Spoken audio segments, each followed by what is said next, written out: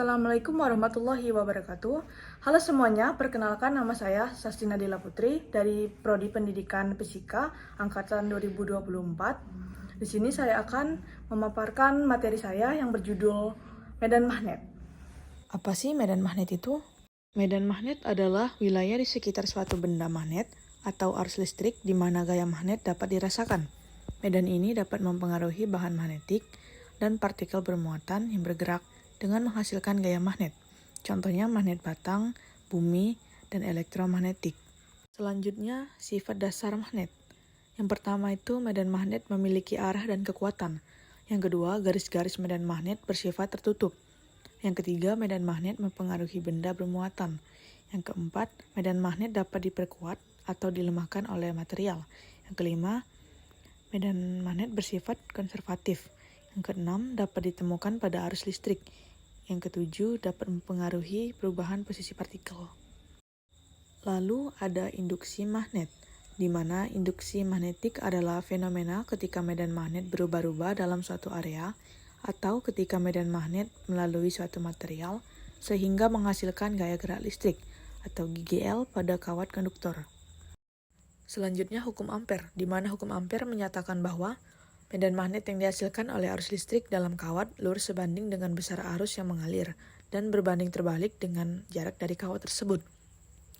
Rumusnya B sama dengan mu0 kali I per 2V kali A, di mana B kuat medan magnet, mu0 permeabilitas vakum, I kuat arus, R jarak dari kawat. Anda bisa lihat sendiri, di samping kanan terdapat contoh gambar kaidah tangan kanan untuk kawat lurus berarus. Lalu ada hukum Biot-Savart, di mana hukum Biot-Savart adalah hukum yang menggambarkan hubungan antara arus listrik yang mengalir dalam satu kawat dan medan magnet yang dihasilkan di sekitar kawat tersebut. Rumusnya B sama dengan mu0 kali I per 2R, di mana B kuat medan magnet, mu0 permeabilitas vakum, I kuat arus, R jari-jari lingkaran kawat. Selanjutnya induksi magnet pada solenoida. Pada pusat solenoida, rumusnya B sama dengan mu0 kali I kali N per L. Pada ujung-ujung solenoida, B sama dengan mu0 kali I kali N per 2L. Di mana B kuat medan magnet di dalam solenoida, mu0 permeabilitas vakum, N jumlah lilitan kawat solenoida, L panjang solenoida, I kuat arus listrik yang mengalir melalui kawat. Selanjutnya induksi magnet pada toroid. Toroid digunakan untuk menghasilkan medan magnet yang sangat terfokus di dalam cincin, sementara medan magnet di luar toroid hampir tidak ada. Rumusnya B sama dengan mu0 kali I kali N per 2V kali R, di mana B kuat medan magnet di dalam toroid, mu0 permeabilitas vakum, N jumlah lilitan kawat pada toroid, I kuat arus listrik, R jarak dari pusat toroid.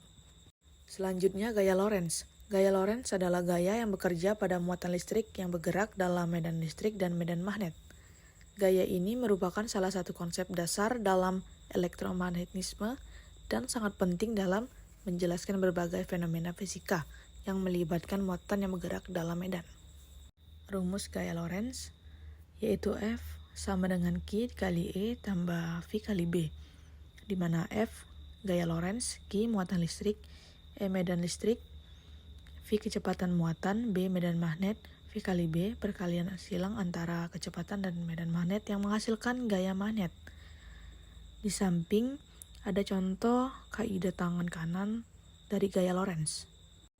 Selanjutnya ada beberapa penggunaan medan magnet dalam kehidupan sehari-hari, yaitu motor listrik, generator listrik, MRI, elektromagnet, kompas, kereta maglev, induksi elektromagnetik, dan hard disk drive.